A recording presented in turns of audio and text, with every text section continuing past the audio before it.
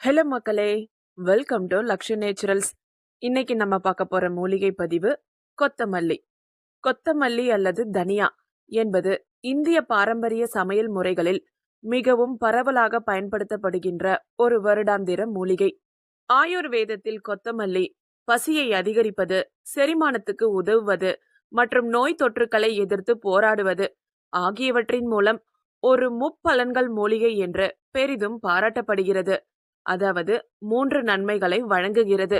இரத்த அழுத்தத்திற்காக, நல்ல நினைவாற்றலுக்காக, கல்லீரலுக்காக, கொழுப்பு அளவுகளுக்காக, சிறுநீரகத்துக்காக, எடை குறைப்புக்காக, ஆரோக்கியமான சருமத்துக்காக, முடி உதிர்வுக்காக கொத்தமல்லி தழைகள் மற்றும் சாறுகள் பயன்படுத்தப்படுகின்றன.